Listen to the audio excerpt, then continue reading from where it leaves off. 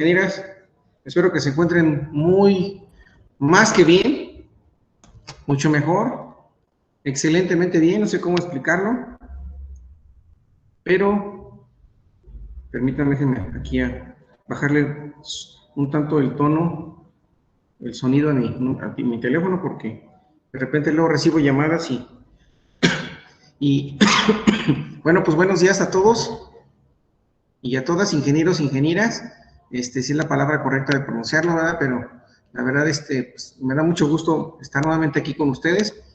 Y bueno, pues comentarles, ¿verdad? Que, bueno, vamos a continuar con los temas que estamos viendo relacionados como les comento, siempre para mí todo es interesante, bueno, relacionado a la física, muchos temas, ¿no? Pero en este caso los temas que estamos viendo de física, que tienen que ver con la parte de termodinámica, ¿no? Que eso es lo que hemos estado viendo.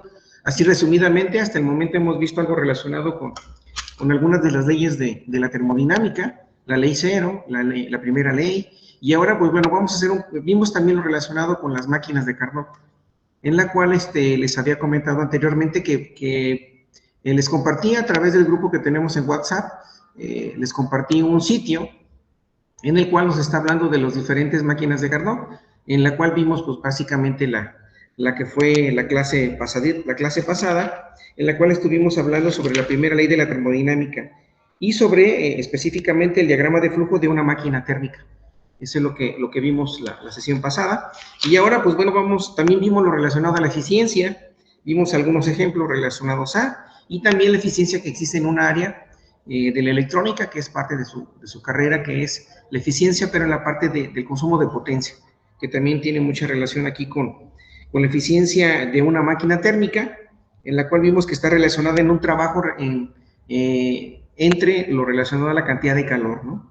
Y eso fue lo que estuvimos viendo, ¿no? Bueno, ahora vamos a hacer un pequeño paréntesis para después continuar con las máquinas, específicamente con la máquina de Carnot, en la cual, pues de una u otra manera, existe una máquina reversible y una máquina que ven, por decirlo así, en sentido inverso, a comparación del que vimos anteriormente, ¿no? Con la máquina, pues, con el proceso normal que sigue, ¿no? La máquina de Carnot. Bueno, entonces vamos a hacer un pequeño paréntesis y vamos a hablar un poquito sobre un tema que, bueno, está a mis espaldas, que ya hace ratito, antes de iniciar la clase, pues me di la idea de escribirlo, ¿no? Y en este caso, como ustedes pueden observar aquí en el pintarrón, pues estamos hablando de escalas, de las escalas de tanto de Celsius y de Fahrenheit. Ya hay unas fórmulas previamente ya establecidas, y esas fórmulas, como pueden observar, pues aquí aparecen ya directamente, que es la temperatura C, que se refiere a la temperatura en Celsius, en grados Celsius, ¿no? Y esa fórmula, de una otra manera, tiene relación, aquí voy a indicarlo rápidamente. Entonces, la temperatura en grados centígrados va a ser igual a una temperatura, en el caso del valor de grados Kelvin, menos 273.15 grados. De esta manera vamos a obtener la temperatura en grados centígrados. Que de hecho aquí escribí en la parte inferior. TC significa temperatura en Celsius, TF significa temperatura en Kelvin, y en este caso T se refiere a la temperatura en grados Kelvin. Aunque igual aquí no lo indique, pero lo voy a representar aquí con la letra T sub 15. Entonces, de esa manera, obtenemos la temperatura en grados centígrados y la temperatura en grados Fahrenheit, que en este caso son 9/5 de la temperatura en grados centígrados más 32 grados, ¿no? Entonces, estas son algunas escalas que estamos obteniendo para obtener esas temperaturas en las escalas de Fahrenheit y de Celsius. En esta otra imagen que acabo de escribir, pues aquí nos habla, ¿no?, sobre la comparación de las escalas, tanto de temperatura en grados Kelvin, en grados Celsius, y en grados, en este caso, Fahrenheit. Eso es lo que tenemos aquí representado en esta imagen, en la cual, pues bueno, la escala no es exacta, simplemente es manera de indicar, en el cual pues estamos observando que corresponde al cero absoluto, que en este caso son 0 grados centígrados.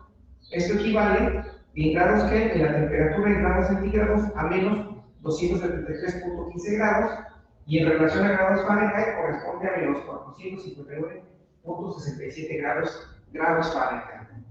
Y de ahí existe como les comentaba, esa tabla, en la cual existe un punto triple, en este caso del agua, el cual corresponde a 273.15, en este caso, .16 grados Kelvin, Y en el caso de grados centígrados, pues, prácticamente es lo que se le conoce como el cero absoluto, que bueno, hay un pequeño valor de 0.1. Entonces, esta va a ser nuestra referencia, ¿verdad? Entonces, el 0 grados centígrados equivale a 32.02 en escala de Fahrenheit y en escala de Kelvin 273.16 grados Kelvin, ¿no? Eso es lo que se refiere a esta escala en relación a la triple, en este caso, lo que comentamos que es el punto triple del agua, ¿no? ¿Alguien recuerda qué es el punto triple del agua?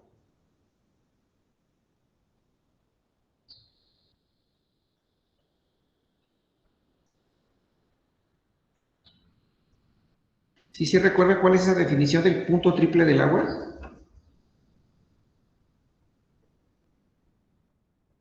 ¿Sí, ingeniero, los escucho?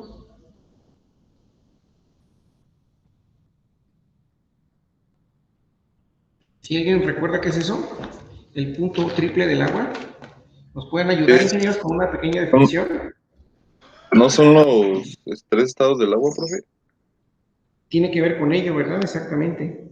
Pero si alguien nos puede proporcionar una definición, no está nada mal para tenerlo un poco más claro esa situación, ¿no? A ver, ¿quién nos puede decir qué es el punto triple del agua?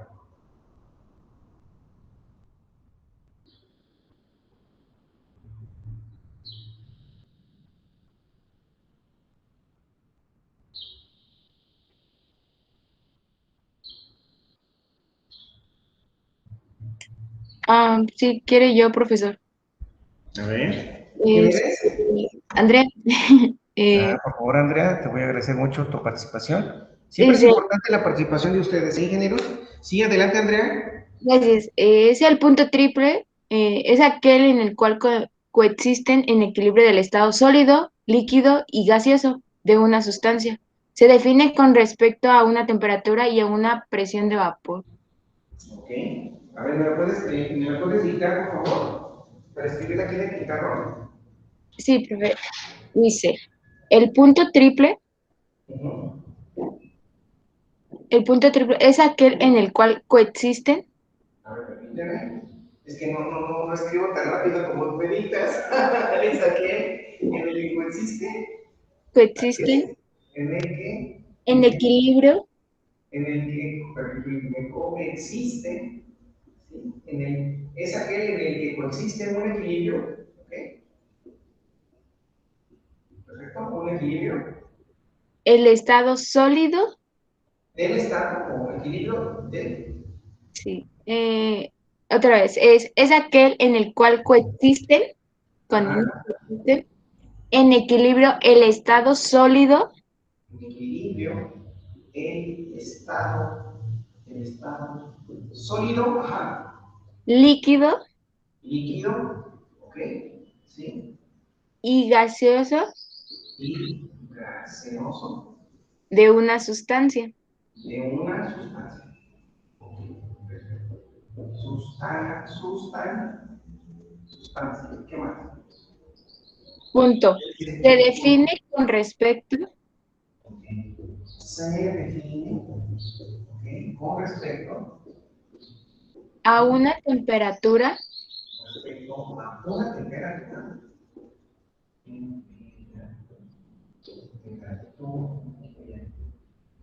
y a una presión y a una presión, ¿correcto? de vapor. Una presión de Y ya, Muchas gracias. Te agradezco mucho por tu participación, ¿eh? no hay de qué, profe. Hombre, comprender muchas gracias por así, por hacerlo, ¿no? Y es parte de ello. Bueno, entonces, esa es una definición en la cual dice que es aquel en el que coexiste un equilibrio del estado sólido, líquido y gaseoso de una sustancia y se define con respecto a una temperatura y a una presión de vapor. Entonces, pues esa es una definición y aquí debe haber un equilibrio como tal, ¿no? En relación a esa escala de temperaturas. Entonces, bueno, esa es una definición, existen más. Por ejemplo, yo encontré una aquí en mi teléfono móvil, aquí hice una búsqueda. Dice que el punto triple también tiene relación con lo que nos acaban de comentar. Es la presión mínima a la cual el agua líquida existe. Esto es un punto clave, ya que, por ejemplo, en el vacío, el hielo se sublima directamente y se convierte en gas sin pasar por la fase líquida. es lo que menciona. Es necesario al menos esta presión que sea de 611.33 pascales para que el agua exista en forma líquida, de tantas definiciones que hay. Y de hecho hay una gráfica en la cual nos indica cuál es el punto triple también del agua, ¿no? De hecho, déjenme buscarla, aquí la tenía, nada más que... También eso es importante, ¿no? Eso nos permite también identificar, déjenme ver si pueden aquí tener acceso a eso. Gráfica del punto triple del agua. ¿Ok? Sí, aunque no nos vamos a meter de lleno a ello, pero sí es importante que lo ubiquen, que lo conozcamos de una otra manera. Mira, aquí voy a poner, a ver si me permite la tecnología, quiero hacer esta imagen más grande. Ah, qué cosas. Ahí está. Bueno, ese es un material que aquí una persona que nos permite aquí compartir esta información. Entonces, miren, aquí les voy a compartir esta imagen. Y de hecho aquí él maneja precisamente ese punto crítico y los 3 estados, ¿no? A ver, voy a compartirles la pantalla para que observen a qué se refiere el punto triple del agua. El punto triple del agua, aunque ya mencionó, nos apoyaron con una definición, pero ese es un punto de intersección de esos 3 estados. En este caso hablando del estado líquido, del estado sólido y del estado gaseoso del agua. A eso se refiere. Y aquí se los voy a compartir. Ahorita es una búsqueda que yo hice muy rápidamente, incluso ustedes pueden buscar algo. Me imagino que ya pueden ver esta imagen en su computadora, ingenieros. ¿Ya pueden ver la gráfica? Sí, profe. Entonces, como pueden observar en esa gráfica, se está comparando la temperatura en grados centígrados, en este caso, perdón, el plano horizontal es la temperatura, que es este que estoy marcando con mi cursor, y la presión, que es en el plano vertical. Entonces la presión la está midiendo en atmósferas. Como pueden observar, hay de diferentes colores. De color amarillo está lo que se refiere al vapor. Y lo que está de color blanco es lo referente a la etapa de hielo, y en la etapa de un tanto gris, blanca, ¿verdad? Gris con blanco, algo así, un color más o menos parecido a esos tonos, corresponde a lo que se refiere a el agua. Como pueden observar entonces, esos 3 estados, a final de cuentas, se intersectan en un punto, y ese punto es el que se le conoce como, el que acaba de mencionar su compañera ingeniera, es el punto triple en el cual están intersectando los 3 estados en los cuales están el hielo, el agua y el vapor. Y eso se refiere a una temperatura aproximadamente de 0.01 grados centígrados, y en relación a presión a 0.006 atmósferas. ¿Ok? Es entonces lo que se le conoce como el punto triple, que tiene que ver en este caso, en el cual se intersecta el vapor, el agua y el hielo. Esa es de una manera así como que para que quede un poco más claro eso, ¿no? Incluso aquí, bueno, ya nos indica la figura, dice que es el diagrama de fase del agua. La línea roja marca el comportamiento a una atmósfera de presión y a una temperatura variable, ¿no? Entonces aquí es como que la referencia que toman ellos. Pero lo que nos interesa a nosotros es ese punto triple, que es el que estoy mencionando, ¿no? ¿Sale? En el cual existe una temperatura y existe una determinada presión. Entonces, esto es como parte de su información. Incluso pueden buscar, les digo, hay muchas definiciones, yo simplemente encontré esta, pero hay muchísimas más, ¿no? Por ejemplo, aquí encontré otra definición, ya para pasar a otro tema, pero sí es importante que lo ubiquemos, ¿no? Que lo ubiquemos porque, bueno, es de manera importante. Dice que el punto triple del agua es la combinación única de temperatura y presión. Aquí lo podemos ver aquí en la gráfica, ¿no? Dice a la fase sólida. Y, perdón, lo repito, el punto triple del agua es la combinación única de temperatura y presión a que la fase sólida, la fase líquida y la fase gaseosa pueden coexistir, como comentaba su compañera ingeniera, en equilibrio térmico. Esa es de una manera así como que la definición, de una manera muy general, de lo que se refiere al punto triple del agua. Que también en termodinámica dice que el punto triple de una sustancia es la combinación única de la temperatura, presión a la que la fase sólida, la fase líquida y la fase gaseosa pueden coexistir en equilibrio térmico. Luego dice que de acuerdo a las normas internacionales, el punto triple del agua dice que está asignado el vapor de 273.16 grados, en este caso Kelvin, 0.01 grados centígrados y 32.02 grados Fahrenheit. Y a una presión de vapor parcial de 611.66 pascales. Entonces, lo que acabamos de escribir ahorita, pues básicamente ahí en el pizarrón, a eso se refiere, ¿no? Entonces, a eso prácticamente se refiere, a ese punto triple del agua en el cual se mantiene una temperatura a grados centígrados, tenemos temperatura en grados Fahrenheit y una temperatura en grados. Ok, bueno, pues esta parte de esa definición, que es importante, pues bueno, conocerla, ¿verdad? Lo que se refiere en este caso, ¿a quién? Pues al punto triple del agua. ¿Alguna pregunta, ingenieros, hasta el momento? ¿Algún comentario que nos quieran hacer favor de compartir? Ok, bueno, pues voy a comenzar con otra actividad. Entonces, bueno, regresamos nuevamente continuando con la información que tenemos. Sí, ok, me dice que... Perfecto. Bueno, ya tengo mi micrófono activado. Sí, muchas gracias por sus comentarios, ¿no? Bueno, entonces de ahí les comentaba que surgen varios casos, ejemplos, conversión de unidades, sobre todo, conversión de una temperatura a otra, que eso es lo que normalmente podemos llegar a observar con este punto triple del agua, ¿no? ¿Sí? Y de ahí vienen otros temas que también son importantes. Déjenme checar aquí rápidamente mis notas. Otra definición, otro dato referente a esto. Vamos a ver si... Sí, entonces les comentaba, pues como pueden ver ya aprendimos hoy algo nuevo, algo relacionado pues a lo que es el punto triple del agua, ¿no? Y les digo, de ahí se derivan varias cosas que son muy interesantes de ir conociendo poco a poco, ¿no?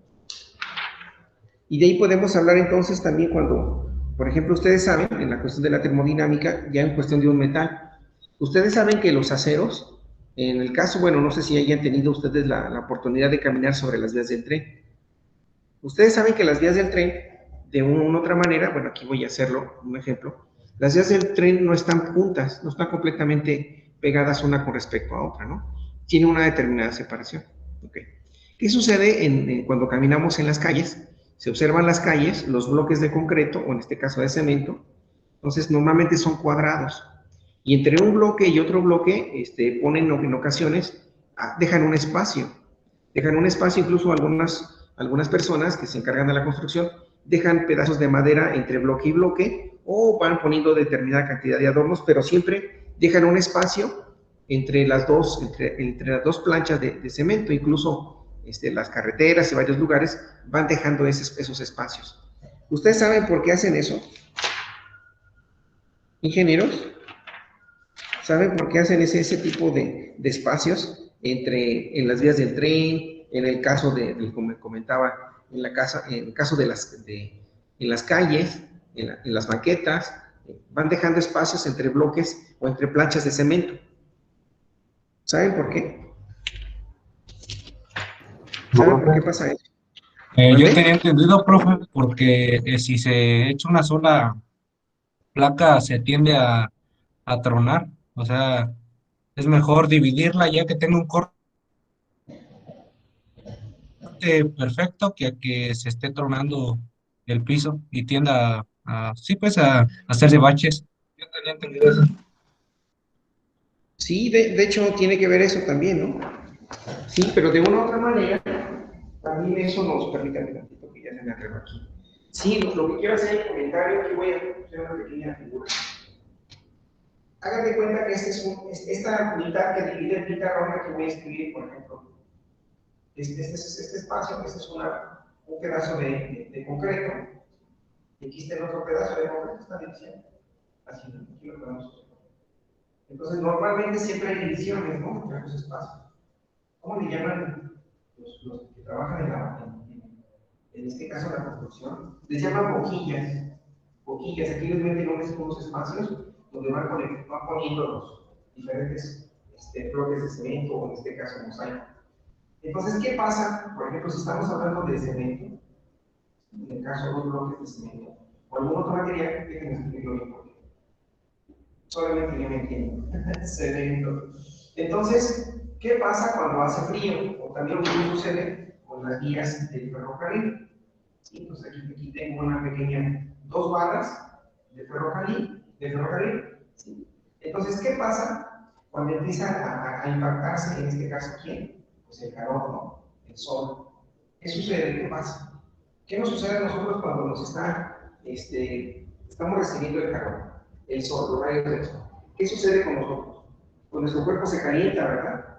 Nuestro cuerpo empieza a subir de temperatura y por consecuencia el cuerpo en manera natural empieza a hacer un ajuste. Un ajuste, y en este caso pues requiere, nos empieza a dar calor y nos dice que necesitamos tomar agua, incluso empezamos a sudar.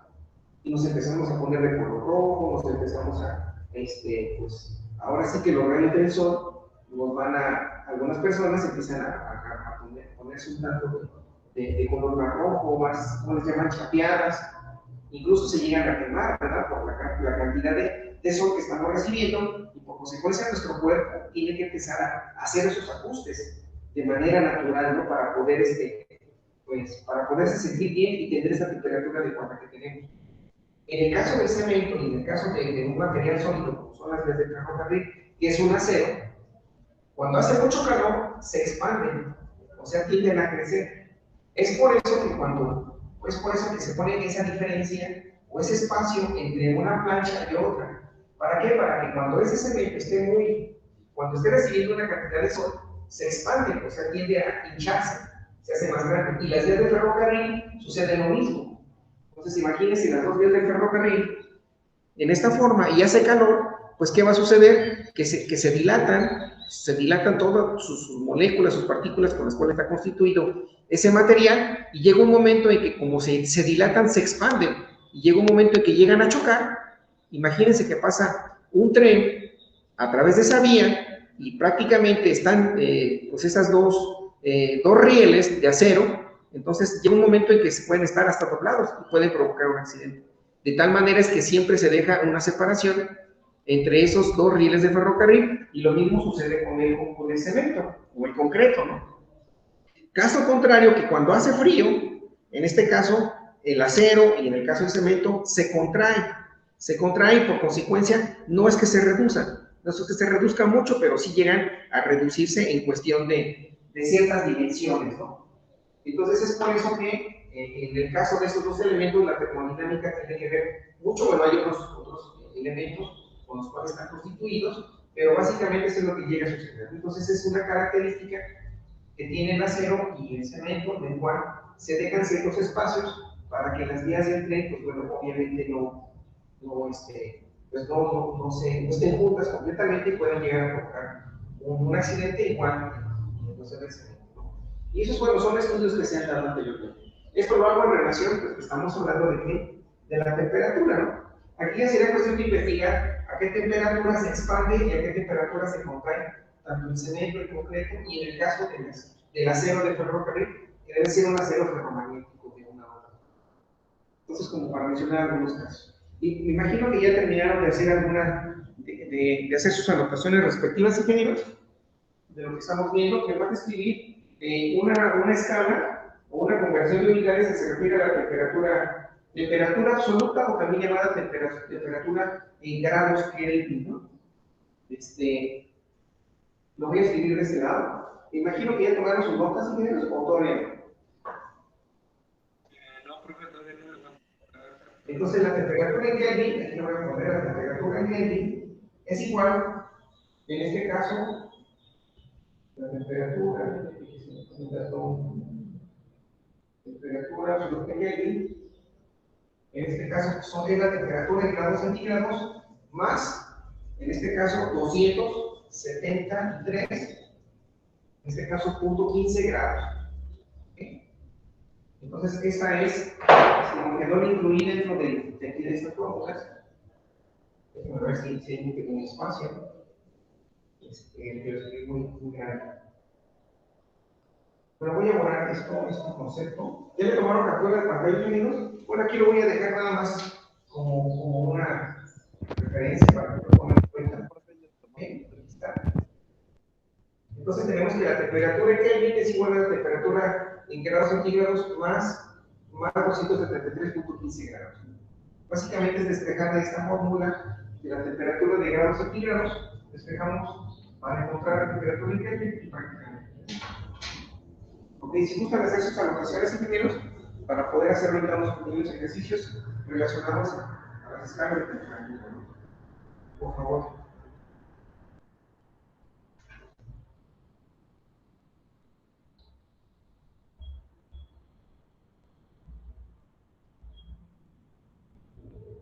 Ustedes me indican pocas. ¿A qué horas? Continuamos.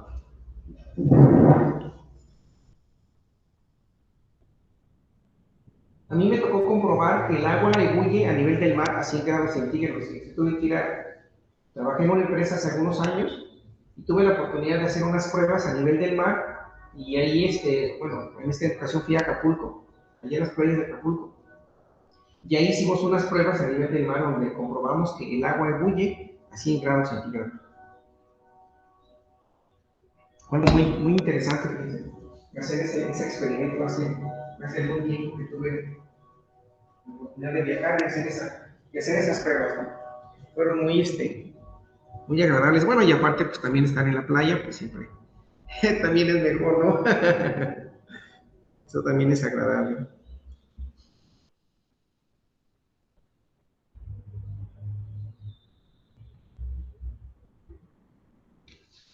Sí, entonces, como ven, ingenieros.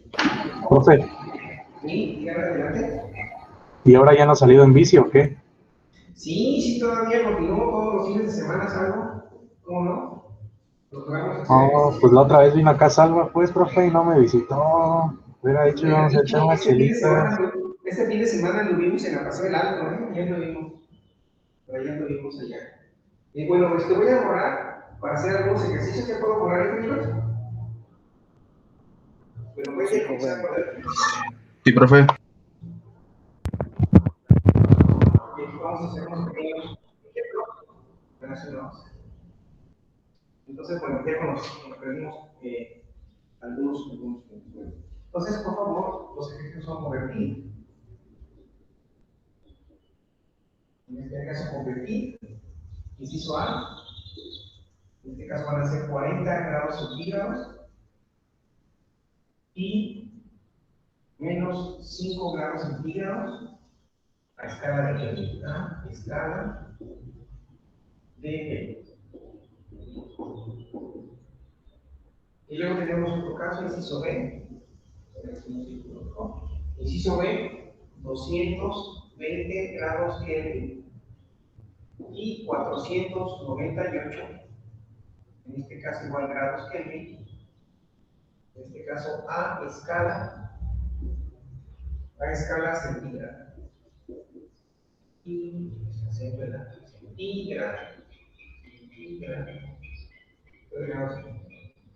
y la última, voy a poner esto aquí. En el caso del inciso C, va a ser convertir 212 grados Fahrenheit y 70 grados Fahrenheit. En este caso a escala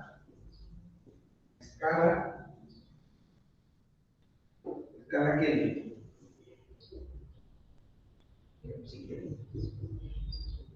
Centígrado, si quieres. ¿Vale? Entonces, por favor, ingenieros, hagan ese ejercicio ahí en su casita, por favor. Hagan esos ejercicios si no están amables.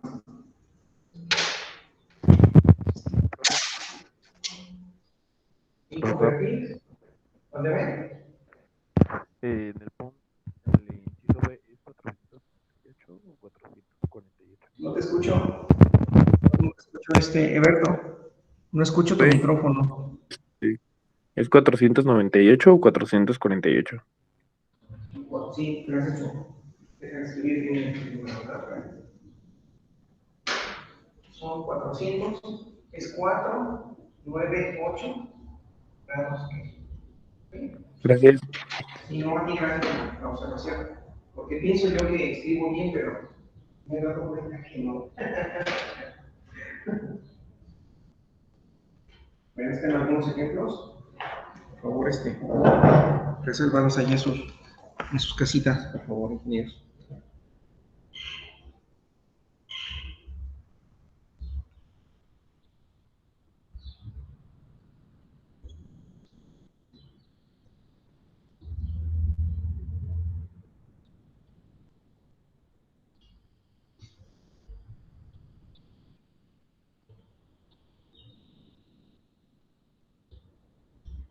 Ahí ya les compartieron la imagen.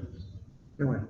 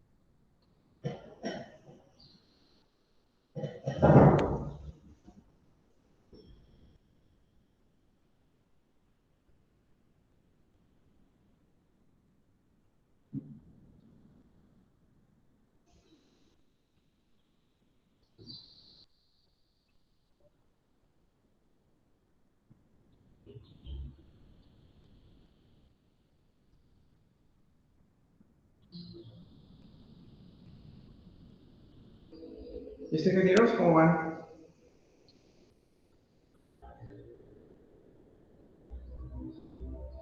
En el ejercicio C se tiene que convertir esa fórmula a otra para poderlo sacar de Kelvin, ¿no? Sí. A ver, vamos a checarlo.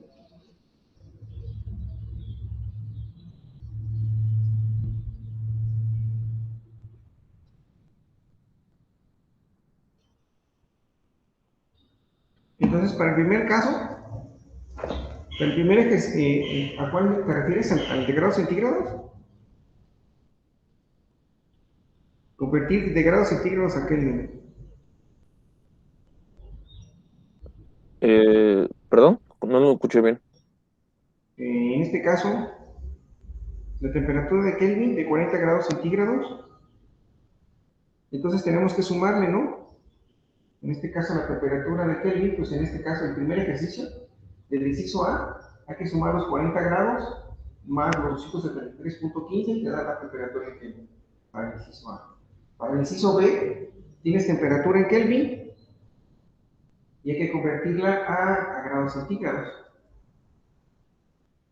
Entonces, lo que hay que sustituir o hacer la diferencia, ¿no? Serían 220 grados Kelvin menos 273.15 grados, y eso te va a dar la escala en centígrados. ¿Ok?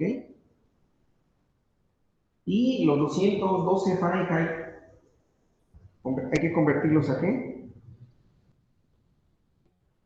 Convertirlos a Kelvin. ¿Sí se puede?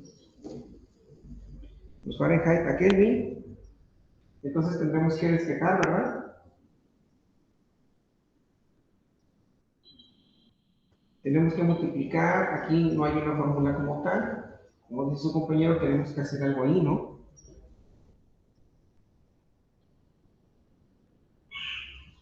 Tenemos que hacer una multiplicación.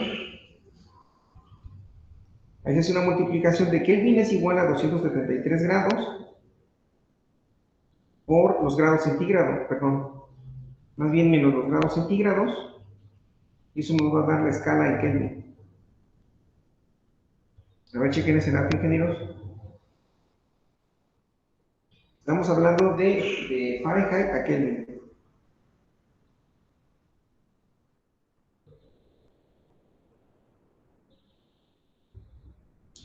O lo que podemos hacer en este caso sería los Fahrenheit, convertirlos a centígrados, y de los centígrados lo convertimos a Kelvin. Esa puede ser otra opción.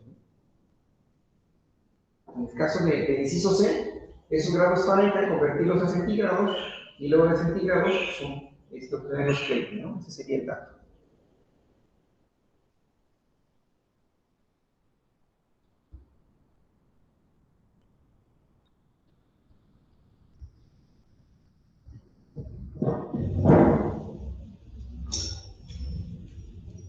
Si no, para el caso del inciso C, entonces tenemos que la temperatura en Fahrenheit es igual a 9 quintos de temperatura en centígrados más 32.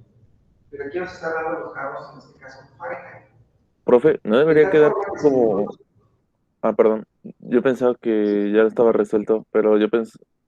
a mí me dio como 373.15 y 294.25. Yo apliqué la fórmula de primero de Fahrenheit convertirlo a centígrados y ya de centígrados lo convertí a Kelvin. así es, o sea, te queda, si tienes estos grados que marqué de color rojo, que son de Fahrenheit, es conveniente pasarlos a grados centígrados. En este caso, de acuerdo a la fórmula que marqué de color azul, que es esta, aquí despejo la temperatura en centígrados. Entonces, si voy a despejar centígrados, de tal manera que el 5 está dividiendo, por lo tanto va a pasar multiplicando, y el 9 está multiplicando, pasa dividiendo, y eso multiplicas por la temperatura en Fahrenheit, menos 32 grados. De esta manera, vas a convertir los Fahrenheit en centígrados, esa es una opción. ¿Sí? De esa manera, pues vas a obtener, hay que sustituir aquí los 212 grados Fahrenheit, hacer la operación y restar 32 y lo mismo acá. Después, aquí sustituimos ya los Kelvin, los centígrados para obtener el respectivo resultado. Esa sería la fórmula que nosotros tendríamos que emplear para convertir los grados Fahrenheit a centígrados y de centígrados para poder utilizar esta fórmula que tenemos. Entonces, ¿cuánto les da? ¿A cuánto equivale entonces 212 grados Fahrenheit a Kelvin? Y 70 grados Fahrenheit equivale a Kelvin. 15. ¿Perdón? ¿Escuché bien? Me dio 373.15. 373.15, en este caso, los Kelvin, ¿no? Grados Kelvin. En el caso de 70 grados, 294.25. ¿perdón? 294.25. 294.25 grados. A ver, por favor, sus demás compañeros corroboren la información, si son tan amables. Pero sí debe estar correcto. A mí el segundo me dio 295.37. Hay una variación en la cuestión de las décimas.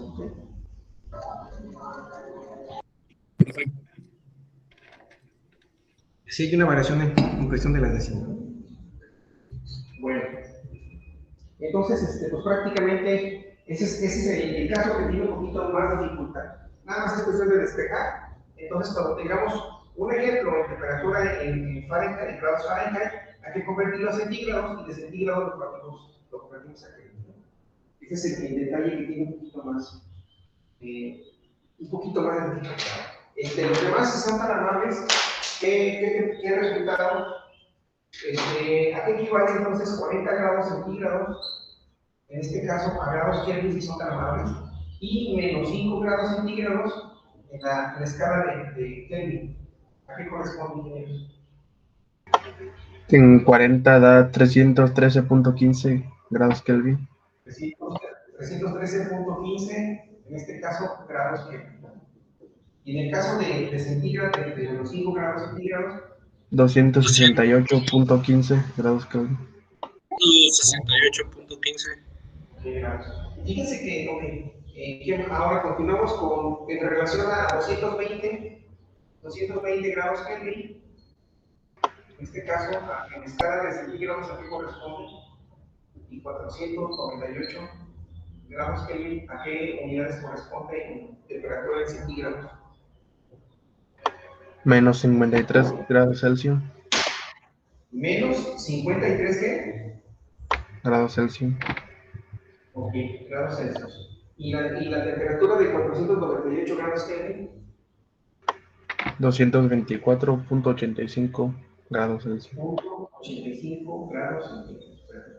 Les quiero hacer alguna anotación. Fíjense que, bueno, yo estoy indicando la temperatura en grados Kelvin, pero muchas veces no se le indican los grados, simplemente se indica la letra K. He observado en algunos libros, en algunos artículos, que simplemente se escribe la letra K, no se le escribe en el caso del grado, ¿no? Simplemente son 220K, 498K, ¿verdad? Pero sí también he observado que algunos libros hacen la notación del círculo, indicando que son los grados Kelvin, pero sí hay algunos artículos y algunos libros que no lo indican, ¿no?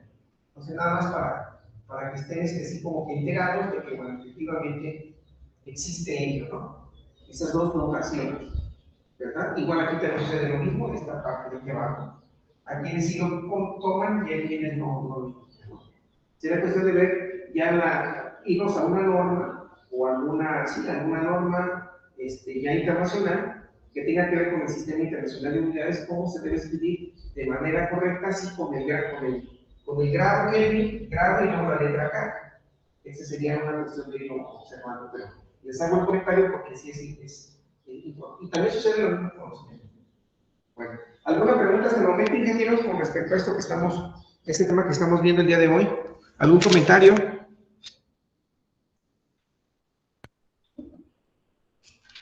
Yo, profe, Sí, adelante. le comentaba que había encontrado una fórmula para pasar directamente de Kelvin a Fahrenheit. ¿Podríamos usar esa fórmula luego si deja ejercicios o quiere que lo hagamos como usted lo hizo? A ver, ¿ya tomaron captura de pantalla, ingenieros? Porque sí es interesante el comentario que nos hace su compañero ingeniero Eberto, ¿verdad? Sí. Eberto. ¿Ya tomaron captura de pantalla? Sí, profe, ya. Entonces, voy a borrar la parte central del pizarrón para ver el comentario que nos hace su compañero ingeniero, ¿no? ¿Vale? Así es, próximos ingenieros en electrónica, ¿verdad? Qué bueno. No van a ser maestros en ciencias, en ingeniería, o también doctores, ¿no? A ver, entonces, si eres tan amable de poderme compartir esa fórmula.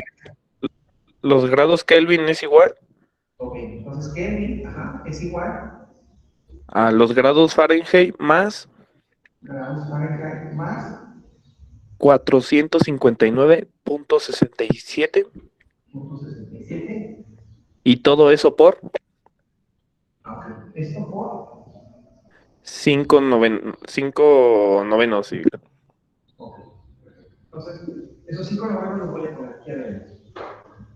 Aquí, 5 novenos. ¿Sí? Y entonces son los grados Kelvin. Así es. De hecho, debe ser prácticamente, ¿no? Pues vamos a hacer el ejercicio con los datos que tenemos aquí. Entonces, si observan, aquí tenemos 212 Fahrenheit y 70 Fahrenheit. Bueno, vamos haciéndolo para 212 grados de Fahrenheit, convertirlos a Kelvin. Ese es el objetivo, ¿no? Entonces, sustituimos, que son, déjenme un poquito más a la derecha, ese es igual a 5 novenos, que va a multiplicar, en este caso, a los 212 Fahrenheit más 459.67. ¿Ok? Si son tan amables de ayudarme haciendo la operación, ingenieros. Y lo mismo lo vamos a hacer ahora para, en el caso de 70 grados Fahrenheit. ¿Ok? Entonces son 70 grados Fahrenheit. Hay que hacer la conversión en Kelvin. Entonces es igual a 5 novenos, que va a multiplicar a 70 grados Fahrenheit más 459.67. Entonces, ¿a qué equivale esos 212 grados Fahrenheit? ¿A qué le dividen?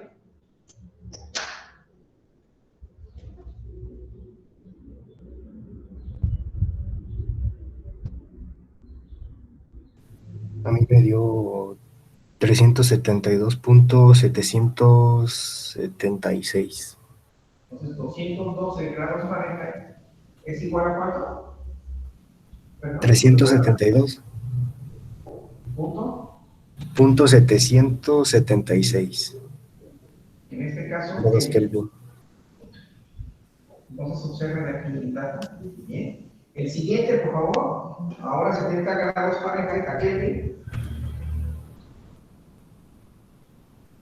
A mí me dio 294.26. Si pudieran hablar un poquito más, creo que el micrófono está fallando. Por favor.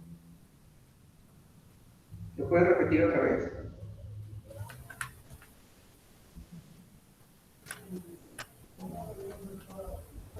Sí, adelante. Perdón, profe, mi micrófono está fallando. 294. 294.26. .26. En este caso, en la escala de Kelvin. Entonces, observen los datos que obtuvimos hace ratito, despejando la fórmula, que ahora está 273.15, entonces ahí hay una diferencia de menos de un grado. En el caso de 70 Fahrenheit, 294.25, ya 294.26, pues prácticamente casi es el mismo, ¿no? ¿Okay? Bueno, entonces, como pueden observar, también se puede echar mano entonces de esta fórmula que nos acaba de hacer favor de compartir su compañero, en este caso Alberto, ¿no? Muchas gracias. Si gustan hacer captura de pantalla, tomar sus notas, ingenieros, esto también es importante para que lo tengan dentro de sus, pues sí, de los datos, ¿no? Correspondientes a las fórmulas relacionadas a las temperaturas.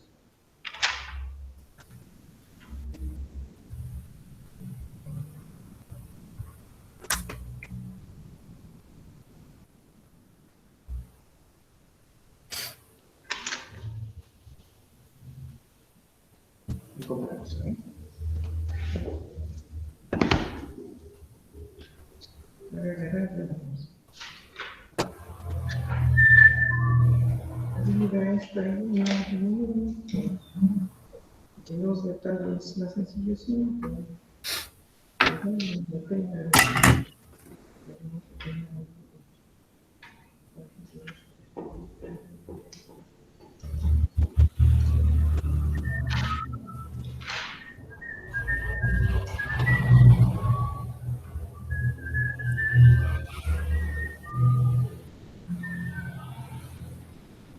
sí, lo que les comentaba hace ratito relacionado al tema de las vías del ferrocarril y lo relacionado al cemento o al concreto se le llama expansión térmica de sólidos, incluso también hay de líquidos.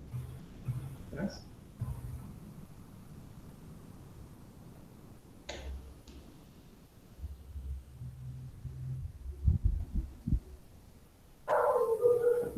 Okay, bueno. Entonces continuamos. ¿Puedo borrar, ingenieros?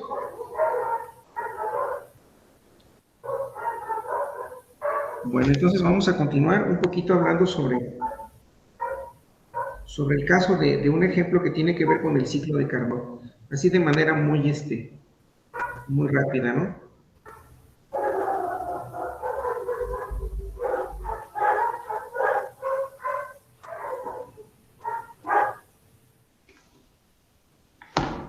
Entonces el ciclo de Carnot también lo podemos representar de diferentes formas. Y uno de ellos es a través de una gráfica. Voy a borrar ingenieros. A través de lo siguiente, ¿no? Entonces esta gráfica nos va a permitir hacer lo siguiente. En lo que termina de esta información voy a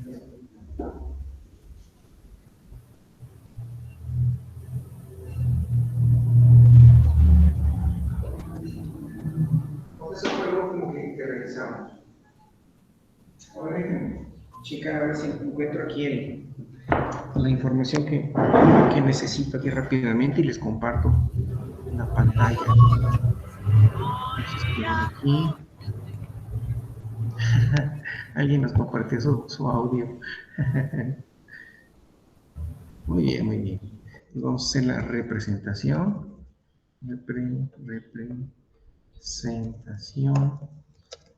en este caso, del ciclo, en este caso de Carnot,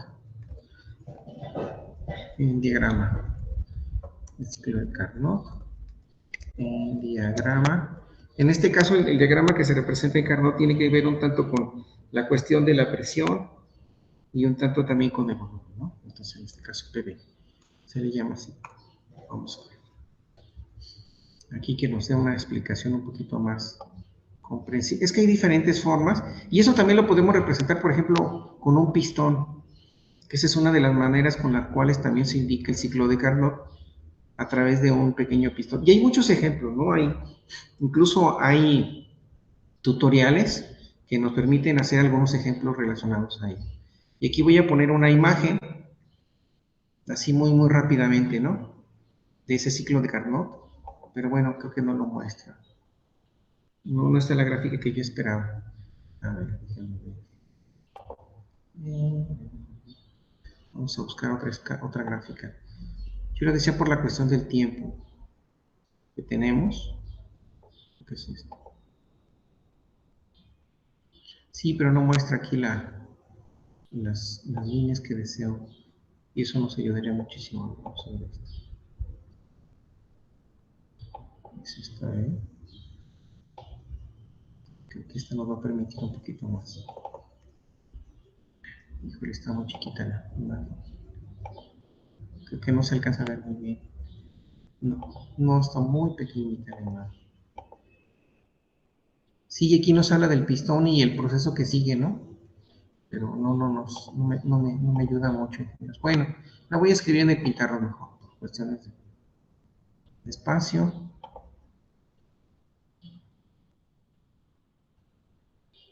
A ver si aquí me permite decir rápidamente.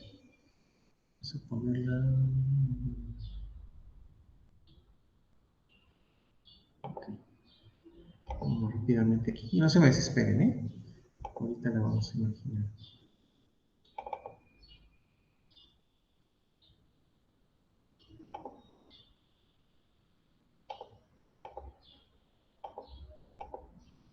No se ve. No se aprecia. Miren, les voy a compartir la imagen para que vean. Pero no se aprecia muy bien el ciclo. Miren, es este. Nada más que yo por cuestión de ahorrarme tiempo, pero veo que no funcionó como me esperaba. Se llama ciclos termodinámicos. Sí, les compartí la imagen, ¿verdad? Es este.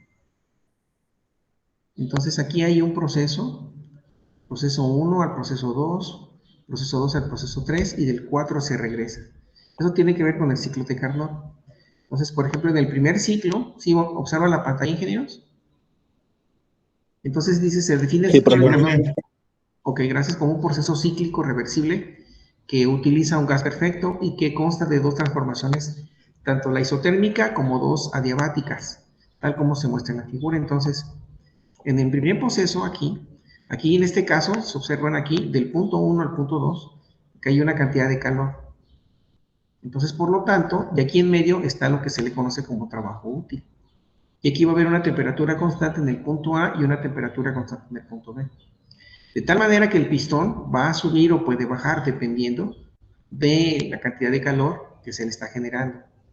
Entonces, en este momento va a existir una expansión térmica, porque el pistón, pues bueno, va a subir. Aquí nos indica que está lleno de calor, y sería del paso 1 al paso 2. Posteriormente, del paso 2 al paso 3, viene lo que se refiere a una expansión adiabática, o sea que se está llenando ese espacio o ese cilindro, se llena con una cantidad de gas. Aquí. Posteriormente, en este caso, ¿qué pasa ahora?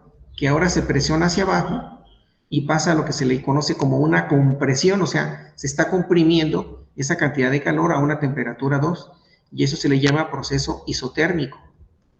O sea, está pasando del punto 3 al punto 4, pero aún así está haciendo un trabajo útil. Posteriormente, al llegar a esa compresión adiabática, prácticamente se está comprimiendo ese gas que estaba en ese cilindro, y luego sigue otra vez el ciclo, y aquí lo pueden observar, sigue otra vez del punto 4 al punto 1. Entonces, por eso se le conoce como ciclo de Carnot reversible que utiliza un gas. Y de ahí podemos ver que dice que hay dos transformaciones, dos isotérmicas y dos adiabáticas. ¿Ok? Eso es lo que nos está indicando de manera esto. Y también se representa a través de una gráfica en este caso presión-volumen, aquí está, ese es el volumen y la presión, y aquí podemos observar del punto A al punto B, del punto B al C, del C al D y del D al D, que a final de cuentas aquí no lo indica en esta gráfica. Entonces, el tramo que va del punto A al punto B se le conoce como, en este tramo isotérmico, y eso se requiere una temperatura determinada y un determinado calor. Del punto B al punto C se le conoce como tramo adiabático, ¿sí? Y luego del tramo C al tramo D se le conoce como isoterma a la temperatura T2. Y luego viene el tramo de D a, o sea, se regresa, se le conoce como tramo adiabático. Dice, en cualquier ciclo tenemos que obtener a partir los datos iniciales, fíjense.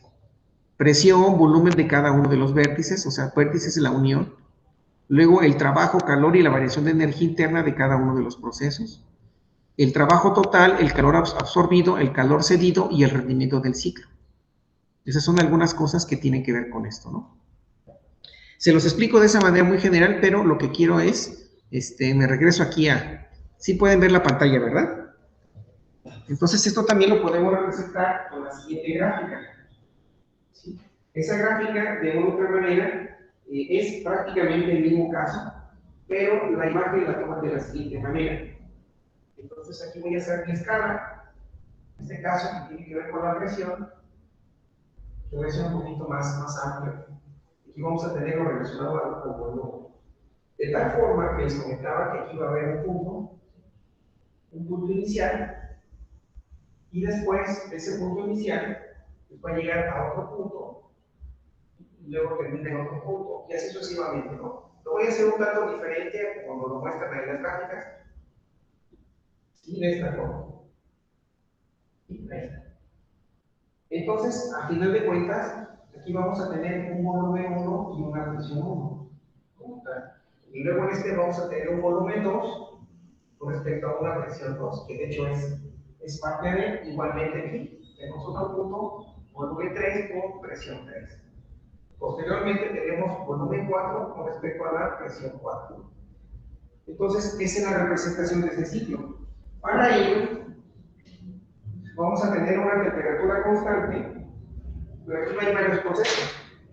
Entonces, aquí se le conoce a este paso como expansión isotérmica. Se conoce como expansión isotérmica. Ese sería como parte de la expansión isotérmica. Y aquí vamos a existir una temperatura T igual a una temperatura T1, en este caso, que va a ser constante. Déjenme escribirlo aquí, constante. Ese es lo que existe en este tramo. Se le conoce como expansión isotérmica. Y a final de cuentas, continuamos. Ese es en este tramo. En el tramo de P subíndice 2, P subíndice 2 a P subíndice 3, o P subíndice 3, se le conoce como expansión adiabática.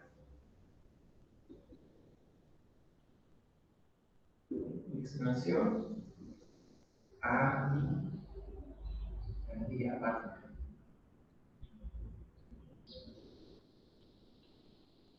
Y en este caso es expansión adiabática. Y luego pasamos al otro tramo. Viene siendo este aquí, que voy a poner con esta línea. Luego viene la compresión isotérmica. Compresión.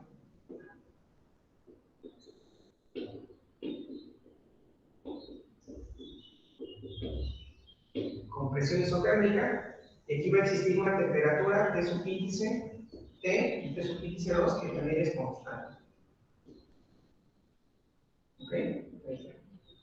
Y luego viene el punto de B4 al retorno al inicio, y a eso se le llama como compresión. Aquí me dicen los datos, compresión adiabática. Pero bueno, ahora vamos a definir qué es expansión isotérmica, adiabática, todo ello, ¿no? Compresión adiabática. Presión adiabática. Entonces, ese es otro tramo. Y bueno, aquí queda un espacio, como lo comentaba ahorita, ahí en la imagen que hemos visto, queda un espacio. Y ese espacio que está en el centro se le conoce como área encerrada, o sea, todo esto que estoy marcando en este color, a eso se le conoce como el área encerrada, y como el área encerrada, en este caso por 4, en este caso que son 4 curvas, por 4 curvas, y es el trabajo, y es el trabajo neto, así se le conoce, y es el trabajo neto realizado, en el ciclo de carbono.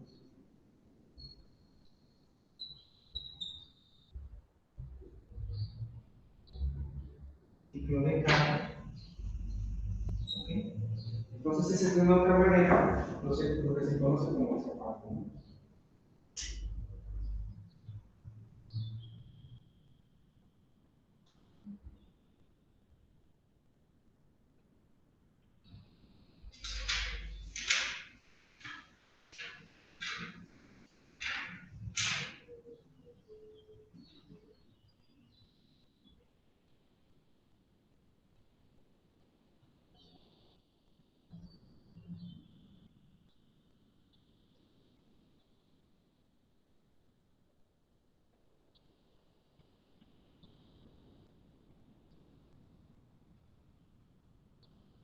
Entonces, la expansión isotérmica se le conoce a la expansión de la temperatura, ¿no? Básicamente. O sea, lo que es isotérmica se refiere a la expansión de la temperatura, o sea, que aumenta a ese proceso isotérmico, ¿no? Y en el caso de la expansión adiabática,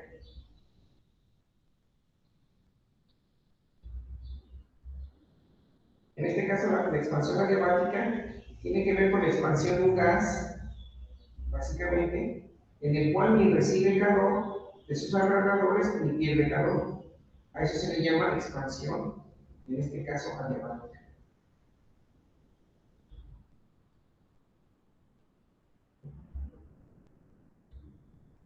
Y les comentaba que esto lo podemos ver con casos de ejemplos de un pistón, ¿no? Quiero que les comentaba. Porque sí es bastante el tema que tenemos que ver. Pero déjame checar algo si quiero que también quede muy claro.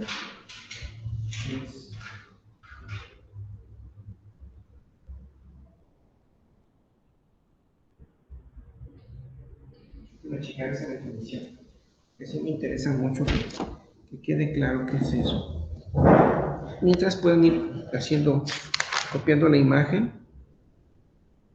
No sé si quiero que me quede bien claro a mí que es ese punto.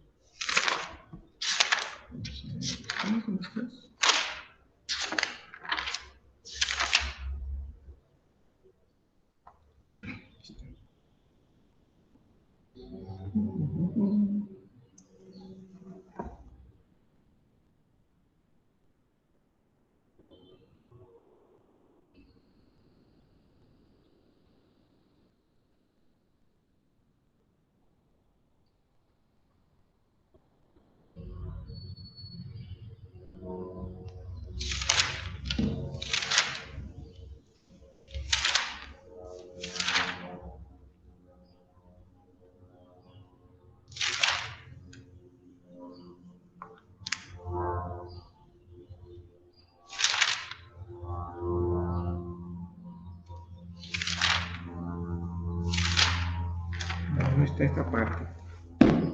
Déjenme buscar acá. Ahora la suma todo eso.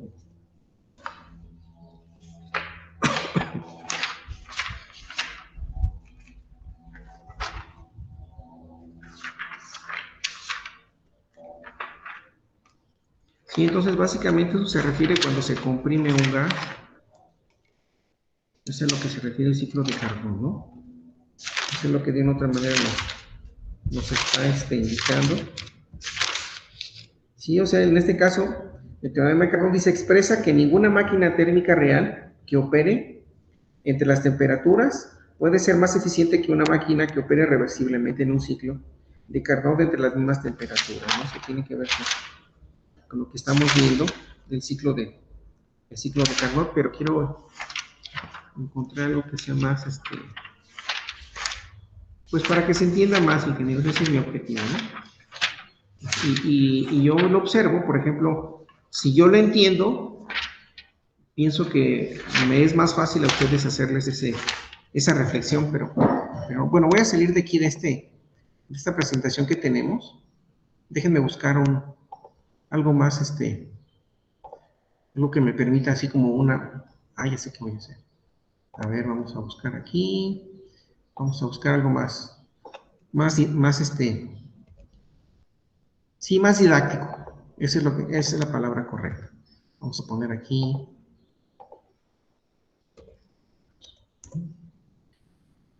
Carnot de explicación.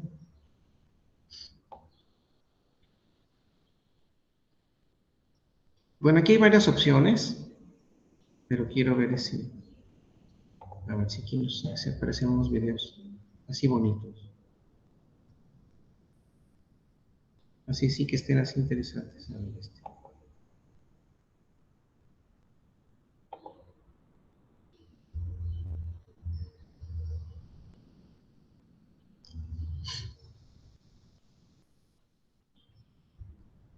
Aquí rápidamente les comparto esta información.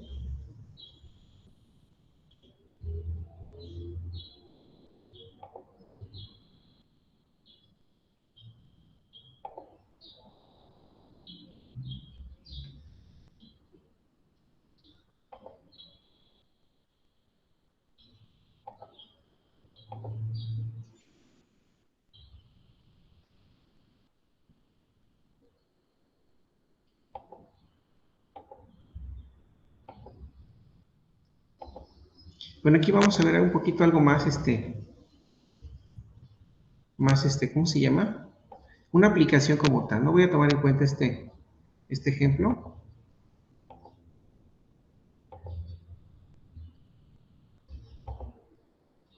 Ahorita les comparto aquí la pantalla. Déjenles comparto este video, espero que sea de mucha utilidad. Entonces déjenme compartir la pestañita para que vean una aplicación como tal del ciclo de Carnot, ¿no? Aquí está. Ya me imagino que lo pueden ver en su pantalla, ingenieros. ¿Sí lo pueden observar? ¿Qué es? Sí, profe. Es un proceso termodinámico cíclico. Ok, yo voy a repetir. Es ¿Sí se escucha el audio?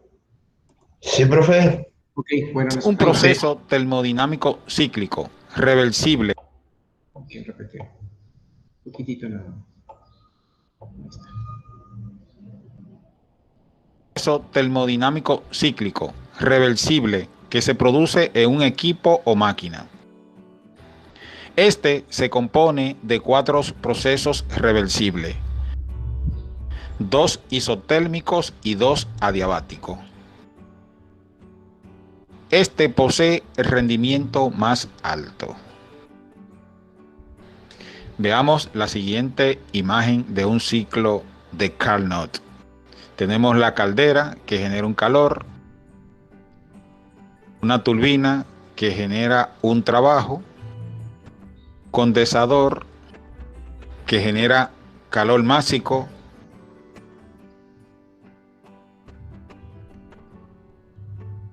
y por último la bomba que genera un trabajo másico. ¿Qué significan cada uno de ellos? Veamos en la siguiente imagen.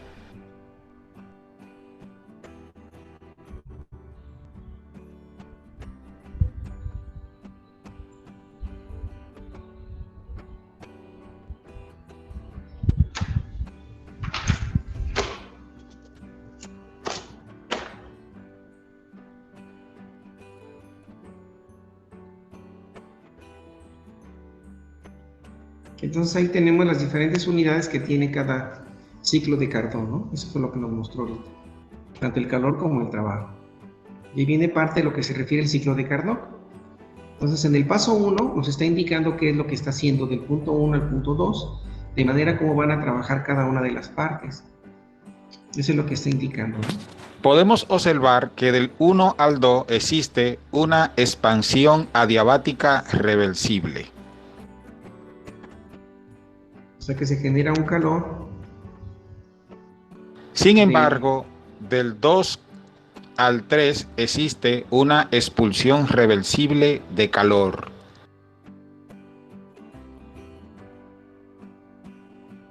Del 3 al 4, que es de la bomba a la caldera, existe una compresión adiabática reversible. Y por último, y un proceso 4.1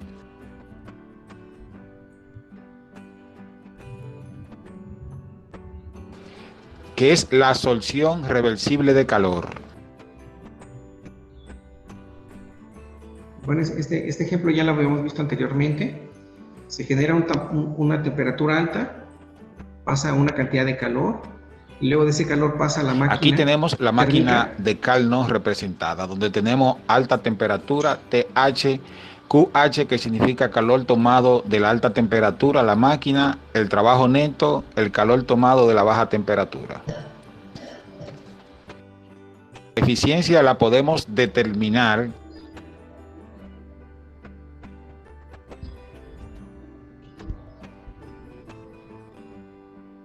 por el trabajo neto partido Q-high. Como trabajo neto es igual a Q-high menos Q-low,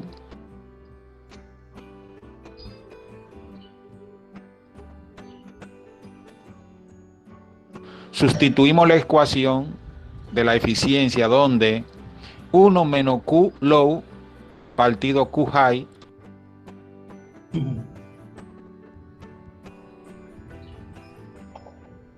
y podemos sustituir este valor para hallar la eficiencia final. Muchas gracias por ver el video, espero que sea de tu agrado. Te invito a ver el próximo video. Bueno, entonces es una manera de poder indicar esto, ingenieros. Vamos a ver ahorita otra información para que quede un poco más claro parte de esta información, ¿no?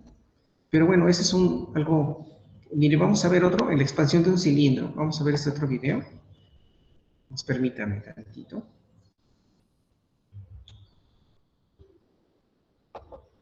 Aquí ya vienen algunos ejemplos relacionados a ellos. Sí, sí veo mi pantalla.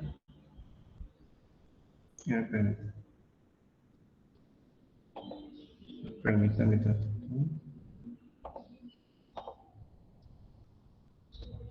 A ver. Vamos a ver otro ejemplo.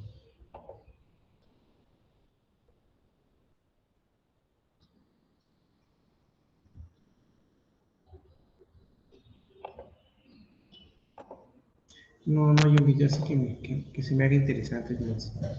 Híjole, qué cosas. Pero bueno, vamos a ver otro así. Este está interesante.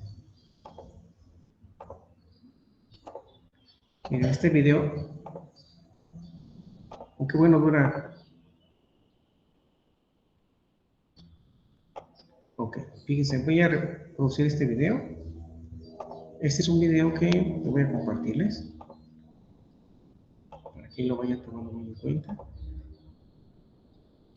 Entonces, se llama.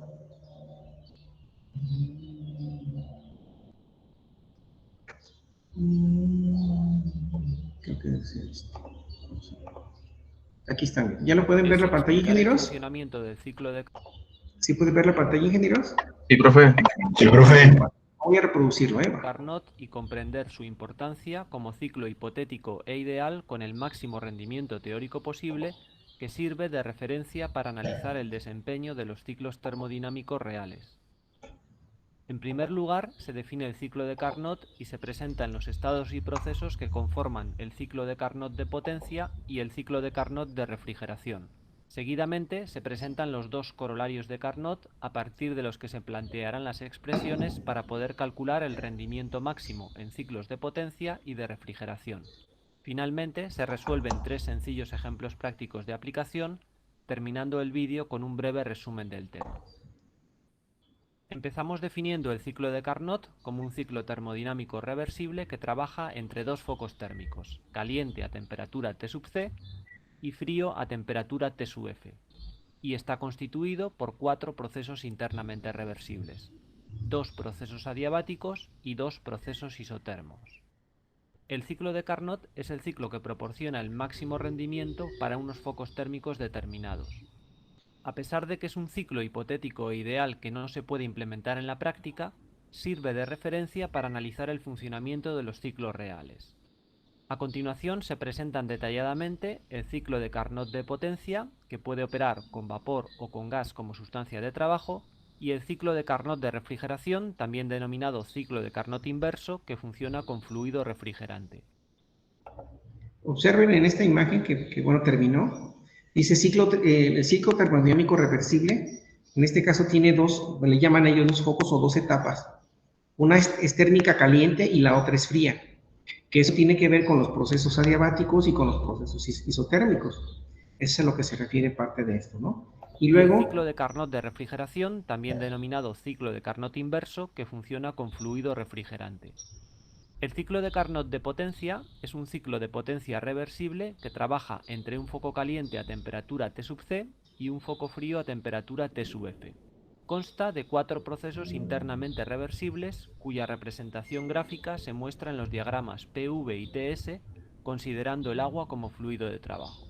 El proceso 1,2 es una expansión adiabática e isoentrópica con producción de trabajo W1,2. El proceso 2,3 consiste en una compresión isoterma en la que el fluido de trabajo cede calor Q sub F a presión constante, disminuyendo su título. El proceso 3,4 es una compresión adiabática e isoentrópica con absorción de trabajo W3,4. Finalmente, el proceso 4,1 consiste en una expansión isoterma en la que el fluido de trabajo absorbe calor Q sub C a presión constante, pasando de líquido saturado a vapor saturado. Al aplicar el primer principio a este ciclo, el trabajo neto debe siempre coincidir con el calor neto. Trabajando con valores absolutos, el trabajo neto se calcula como el trabajo obtenido del proceso 1,2 menos el módulo del trabajo requerido por el proceso 3,4, puesto que en los procesos 2,3 y 4,1 el trabajo es nulo. Análogamente, el calor neto se calcula como el calor absorbido Q sub C en el proceso 4,1 menos el módulo del calor cedido Q sub F en el proceso 2,3, ya que los procesos 1,2 y 3,4 son adiabáticos. Si el fluido de trabajo fuera gas, el ciclo de Carnot de potencia constaría igualmente de 4 procesos internamente reversibles, pero su representación gráfica en los diagramas PV y TS sería diferente al trabajar en la zona de vapor sobrecalentado, fuera por tanto del domo de saturación. El ciclo de Carnot inverso es un ciclo de refrigeración reversible en el que se extrae calor de un foco frío a temperatura T sub F y se cede calor a un foco caliente a temperatura T sub C con el consiguiente suministro de trabajo. Consta de 4 procesos internamente reversibles.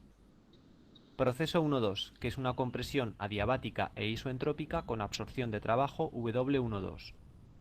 Proceso 2,3, que consiste en una compresión isoterma en la que el refrigerante cede calor Q sub C a temperatura y presión constante a un foco caliente, pasando de vapor saturado a líquido saturado. Proceso 3,4, que es una expansión adiabática e isoentrópica con producción de trabajo W3,4. Y proceso 4,1, consistente en una expansión isoterma en la que el refrigerante absorbe calor a temperatura y presión constante de un foco frío, aumentando su título. El trabajo neto y el calor neto de este ciclo se pueden calcular siguiendo el mismo procedimiento descrito anteriormente para el ciclo de Carnot de potencia. A continuación se presentan los dos corolarios de Carnot, cuya demostración se puede consultar en la bibliografía recomendada al final del vídeo. Ok, ingenieros, comentarles que aquí a través del chat estoy compartiendo el chat de Meet, estoy compartiendo la liga de este video. No tienen que hacer ningún resumen, pero sí es importante que ustedes vayan observando este material que en mi caso se me hace muy interesante, ¿no? Ok, vamos a continuar. El primer corolario de Carnot afirma que el rendimiento de un ciclo de potencia reversible es siempre mayor al rendimiento de un ciclo de potencia irreversible cuando ambos operan entre los mismos dos focos térmicos. De lo anterior se deduce que ningún ciclo real y por tanto irreversible podrá tener un rendimiento mayor al que tendría un ciclo de Carnot, que sabemos que es reversible, operando entre los mismos focos frío y caliente definidos por sus temperaturas T sub F y T sub C. Por otra parte, el segundo corolario de Carnot afirma que todos los ciclos de potencia reversibles tienen el mismo rendimiento cuando operan entre los dos mismos focos térmicos. Como consecuencia, el rendimiento del ciclo de Carnot será independiente de la sustancia de trabajo del ciclo, sea agua, gas o refrigerante, dependiendo solo de las temperaturas absolutas de los focos frío y caliente. A partir de este corolario, se podría demostrar que en cualquier ciclo de Carnot operando entre dos focos térmicos, el cociente entre Q sub F y Q sub C se puede reemplazar por el cociente entre las temperaturas absolutas de los focos, T sub F y T sub C. La demostración de esta igualdad se puede consultar en la bibliografía.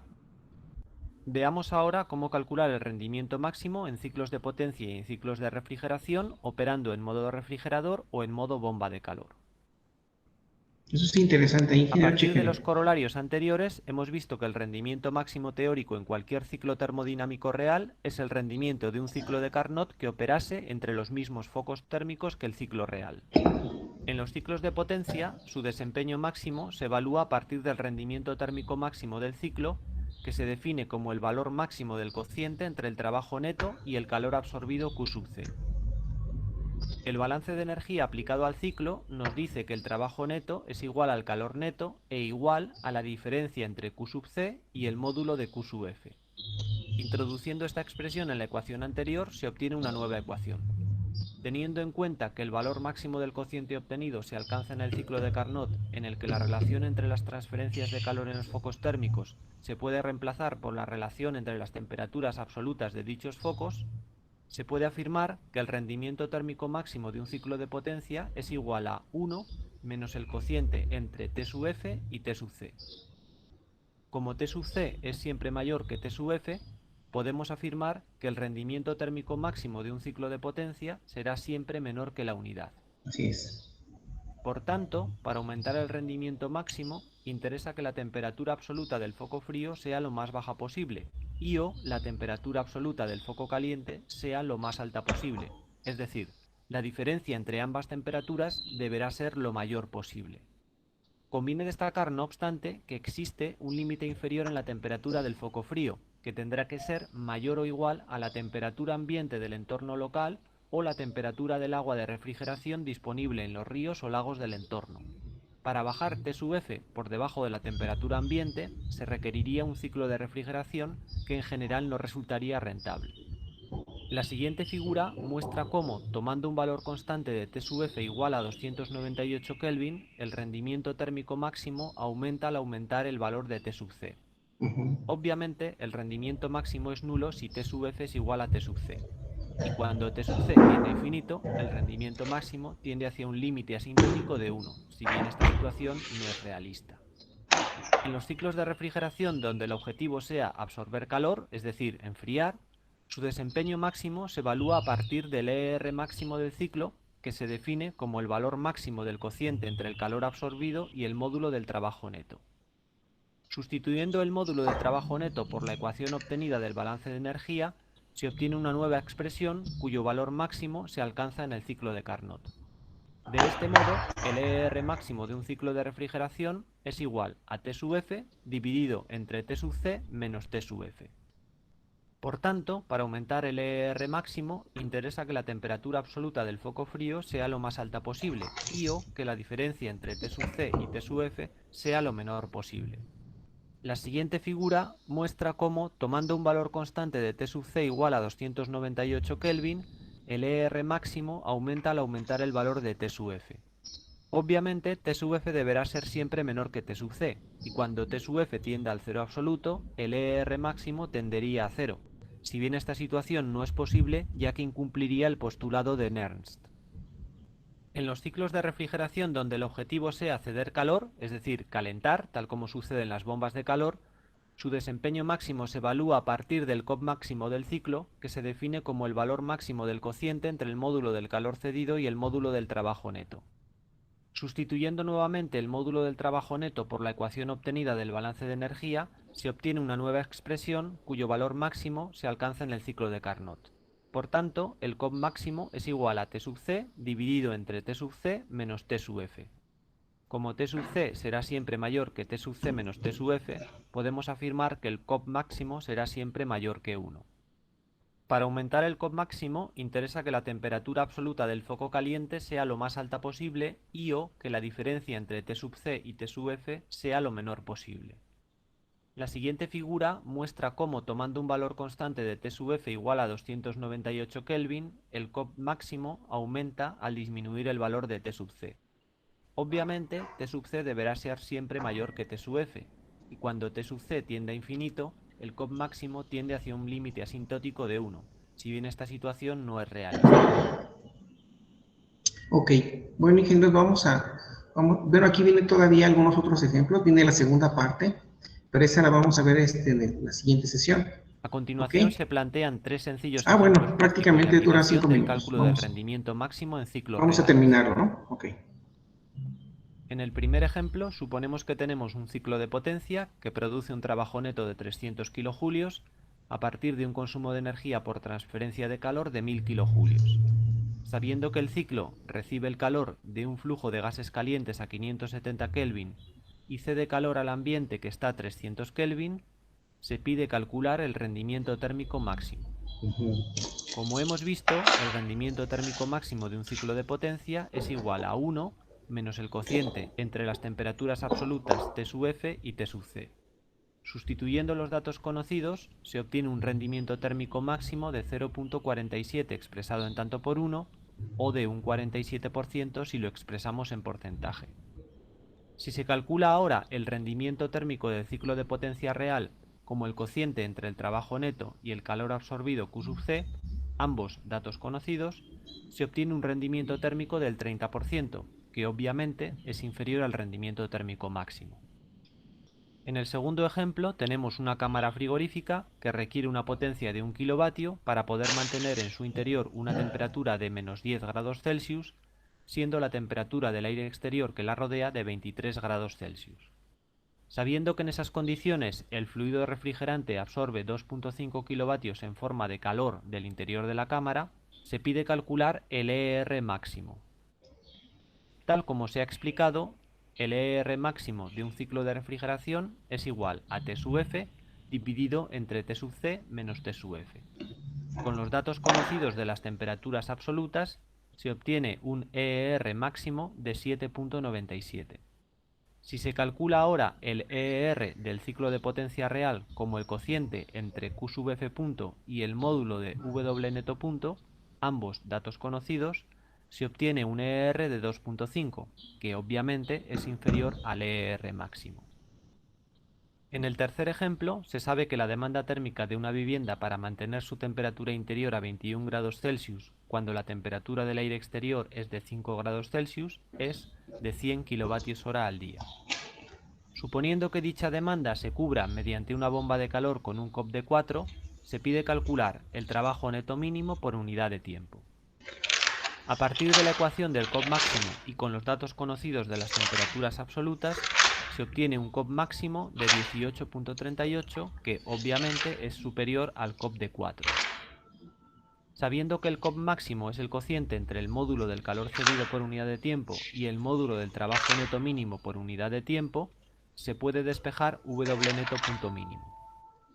Sustituyendo los valores conocidos del módulo de Q sub C punto y del COP máximo en esta expresión, se puede calcular el módulo del trabajo neto mínimo por unidad de tiempo, que será igual a 5.44 kilovatios hora al día. Si se calcula ahora el módulo de W neto punto del ciclo de potencia real como el cociente entre Q sub C punto y el COP, ambos datos conocidos, se obtiene un valor de 25 kilovatios hora al día, que obviamente es mayor que el valor anterior. Terminamos con un breve resumen de los puntos más importantes del tema. El ciclo de Carnot es un ciclo termodinámico hipotético e ideal que se usa como referencia para analizar el funcionamiento de los ciclos termodinámicos reales. Trabaja entre dos focos térmicos, caliente y frío, y está constituido por 4 procesos internamente reversibles, 2 adiabáticos y 2 isotermos. Se suelen distinguir 2 tipos de ciclos: el ciclo de Carnot de potencia, que puede operar con vapor o con gas como sustancia de trabajo, y el ciclo de Carnot de refrigeración o ciclo de Carnot inverso, que funciona con un fluido refrigerante. Los diagramas temperatura-entropía que se muestran en la pantalla presentan los estados, procesos y transferencias de energía en forma de calor y trabajo que se producen en estos 2 ciclos. La siguiente tabla recopila las ecuaciones que permiten calcular el rendimiento máximo o rendimiento de Carnot para ciclos de potencia y de refrigeración en modo refrigerador o bomba de calor.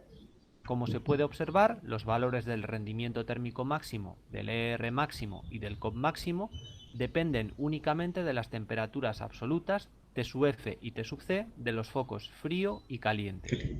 Se recuerda una vez más que dichas temperaturas deben introducirse siempre en Kelvin en estas ecuaciones. Se observa que al final, bueno, ya para terminar, se observaron que aquí el resultado que nos propone el trabajo dice que la temperatura temperatura caliente y fría debe ser en grados Kelvin. No pone el grado, simplemente escribe la letra K, ¿no? Que era lo que les comentaba hace ratito en relación a la notación de las temperaturas, ¿no?